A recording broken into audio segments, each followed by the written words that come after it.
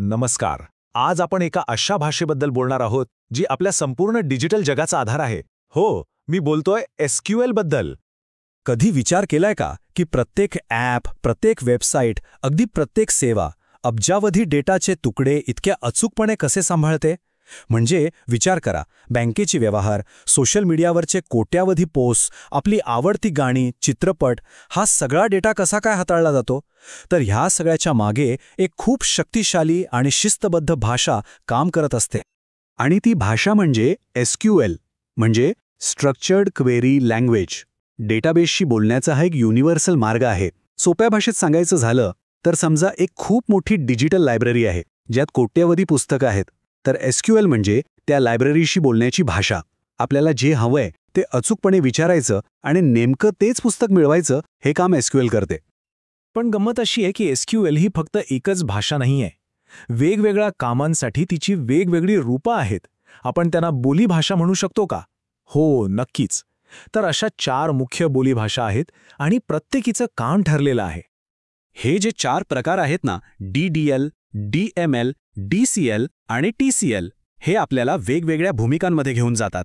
म्हणजे बघा, आपण एका आर्किटेक्टसारखं डेटाची रचना करण्यापासून सुरुवात करू, मग एका लायब्रेरियनसारखं तो डेटा सांभाळू आणि शेवटी एका विश्लेषकासारखं त्यातून काहीतरी महत्त्वाचं शोधून काढू. मस्त आहे ना? चला तर मग सुरुवात करूया. आपली पहिली भूमिका एका आर्किटेक्टची. बरोबर आहे, कोणतंही पुस्तक लायब्ररीत ठेवण्याआधी आपल्याला एक मजबूत आणि व्यवस्थित लायब्ररी तर बांधावी लागेल ना. आणि इथेच DDL म्हणजे डेटा डेफिनेशन लँग्वेज कामाला येते. या कमांड्स डेटाबेसची मूळ रचना म्हणजे स्ट्रक्चर तयार करतात आणि बदलतात, जसं की आपल्या लायब्ररीसाठी शेल्फ्स बनवणं किंवा कॅटलॉग सिस्टम तयार करणं. पण एक गोष्ट लक्षात ठेवायला हवी, DDL कमांड्स या ऑटो कमिटेड असतात. म्हणजे काय? तर एकदा इमारतीच्या नकाशात बदल केला की तो कायमचा, तो सहजपणे बदलता येत नाही. म्हणूनच हे काम खूप काळजीपूर्वक करावं लागतं. तर या DDL मध्ये मुख्य 3 कमांड्स येतात. क्रिएट, नवीन टेबल बनवण्यासाठी, ऑल्टर, आधीच असलेल्या टेबलच्या रचनेत बदल करण्यासाठी, आणि ड्रॉप, जे टेबल आणि त्याची रचना कायमची काढून टाकतं. आणि हो, एक महत्त्वाचा मुद्दा, या कमांड्स लायब्ररीतल्या पुस्तकांना म्हणजे आपल्या डेटाला अजिबात हात लावत नाहीत. त्या फक्त ते पुस्तकं ठेवण्याचं कपाट म्हणजे टेबलचं स्ट्रक्चर तयार करतात, बदलतात किंवा नष्ट करतात. चला, आपली लायब्ररी तर तयार झाली. मग आता आर्किटेक्टची भूमिका बाजूला ठेवूया आणि एका लायब्रेरियनच्या भूमिकेत शिरूया, ज्याचं काम आहे या लायब्ररीत पुस्तकं ठेवणं, बदलणं आणि काढणं. आणि त्यासाठी आपल्याला लागते DML म्हणजेच डेटा मॅनिप्युलेशन लँग्वेज. या कमांड्स वापरून आपण टेबल्समध्ये प्रत्यक्ष डेटा टाकू शकतो, बदलू शकतो, शोधू शकतो आणि काढूही शकतो. DDL पेक्षा इथे एक मोठा फरक आहे. हे बदल कायमचे नसतात. म्हणजे समजा चुकून एखादं पुस्तक चुकीच्या कपाटात ठेवलं गेलं तर ती चूक सुधारता येते. DML कमांड्समध्ये ही सोय असते की केलेले बदल अनेकदा परत फिरवता येतात. DML मध्ये मुख्य कमांड्स आहेत: इन्सर्ट, जो नवीन डेटा टाकतो; अपडेट, जो आधीचा डेटा बदलतो; डिलीट, जो डेटा काढून टाकतो; आणि सगळ्यात प्रसिद्ध, सगळ्यात महत्त्वाची कमांड, सिलेक्ट. खरं तर सिलेक्ट ही SQLचा आत्मा आहे. हीच ती जादूची कांडी आहे जी आपल्याला लायब्ररीला हवे ते प्रश्न विचारून कोणतीही माहिती मिळवून देते. ठीक आहे, लायब्ररी बांधली, पुस्तकंही ठेवली, पण आता काही नियम तर पाहिजेत ना. म्हणजे लायब्ररीत कोणीही यावं, कोणतंही पुस्तक घेऊन जावं असं तर चालणार नाही. आणि समजा एकदम खूप सारी नवी पुस्तकं आली तर ती व्यवस्थित हाताळायला हवी. डेटाबेसचंही तसंच आहे. इथे 2 गोष्टी महत्त्वाच्या आहेत: DCL आणि TCL. DCL म्हणजे डेटा कंट्रोल लँग्वेज. हे सुरक्षेसाठी आहे. सोप्या भाषेत, लायब्ररीत कोणाला प्रवेश द्यायचा आणि कोणाला नाही हे ठरवण्याचं काम DCL करतं. आणि TCL म्हणजे ट्रान्झॅक्शन कंट्रोल लँग्वेज.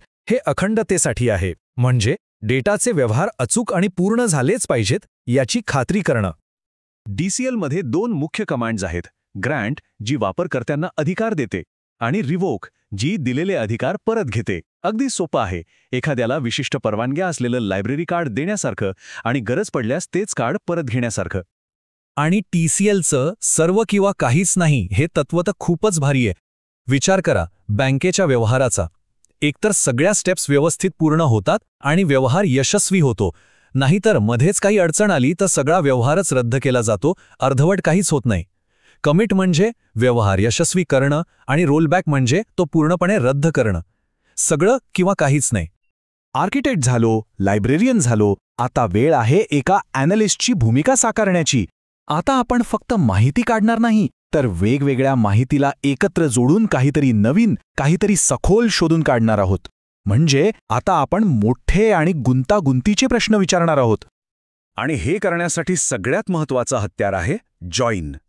जॉइन म्हणजे काय? तर 2 किंवा अधिक टेबल्समधील माहितीला त्यांच्यातल्या एका समान दुव्याच्या आधारे एकत्र जोडणं. उदाहरणार्थ, एका टेबलमध्ये ग्राहकांची माहिती आहे आणि दुसऱ्या टेबलमध्ये त्यांनी दिलेल्या ऑर्डर्सची. तर जॉइन वापरून आपण प्रत्येक ग्राहकाला त्याच्या ऑर्डर्ससोबत जोडू शकतो. प्रगत जॉईन्सचा तर खूपच भारी वापर होतो. इथे एका रेडिट युजरने मस्त उदाहरण दिलंय.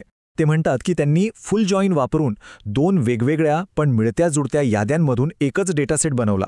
म्हणजे बघा, 2 याद्यांची तुलना करून काय सारखं आहे, काय कमी आहे आणि काय वेगळं आहे हे सगळं एकाच वेळी पाहता येतं. किती पॉवरफुल आहे हे. एकाच प्रश्नाचं उत्तर मिळवण्याचे अनेक मार्ग असू शकतात, जसं की सबक्वेरी किंवा जॉइन. पण त्यांच्या स्पीडमध्ये खूप फरक असतो. सबक्वेरी म्हणजे कसं, एका मोठ्या यादीतल्या प्रत्येक आयटमसाठी परत परत एक छोटी यादी तपासणं. यात वेळ जातो.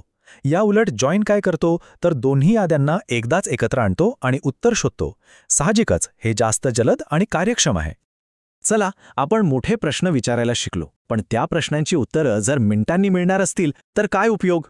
म्हणूनच आता आपण बघूया की व्यावसायिक लोक या क्वेरीजना मिनिटांऐवजी मिलिसेकंदात कसं चालवतात. म्हणजेच ऑप्टिमायझेशन. यातला पहिला आणि महत्त्वाचा भाग आहे इंडेक्स. हे अगदी पुस्तकाच्या शेवटी असलेल्या इंडेक्ससारखं आहे. आपल्याला एखादा विषय शोधायचा असेल तर आपण अख्खं पुस्तक वाचत बसतो का? नाही. आपण इंडेक्स बघतो आणि थेट त्या पानावर जातो. डेटाबेस इंडेक्सही अगदी तसंच काम करतो. डेटाला सुपरफास्ट शोधून काढतो. यातही 2 प्रकार आहेत. क्लस्टर्ड इंडेक्स म्हणजे जणू काही अख्खं पुस्तकच एका विशिष्ट क्रमाने लावलंय, डिक्शनरीसारखं. प्रत्येक शब्द त्याच्या योग्य जागी असतो. आणि नॉन क्लस्टर्ड इंडेक्स म्हणजे पुस्तकाच्या शेवटी असलेला वेगळा इंडेक्स जो तुम्हाला योग्य पानावर पाठवतो, पण त्यामुळे पुस्तकाचा मूळ क्रम बदलत नाही. आणि दुसरा एक प्रकार आहे व्ह्यूजचा.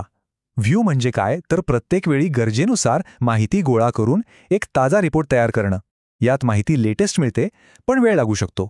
याच्या उलट आहे मटेरियलाइज्ड व्ह्यू. हा म्हणजे एक आधीच तयार करून ठेवलेला रिपोर्ट. तो वाचायला खूप वेगवान असतो, पण कदाचित त्यात अगदी त्या क्षणाची ताजी माहिती नसेल. तर डेटाबेसची रचना करण्यापासून ते त्याला शक्तिशाली प्रश्न विचारण्यापर्यंत SQL ही जवळजवळ प्रत्येक आधुनिक डेटा ॲप्लिकेशनचा पाया आहे. मग विचार करा, जर SQL ही खरोखरच डेटाची भाषा असेल आणि प्रत्येकजण ही भाषा बोलायला शिकला, तर आपण कोणते नवीन आणि आश्चर्यकारक प्रश्न विचारू शकू आणि आपल्याला कोणती नवीन उत्तरं मिळतील.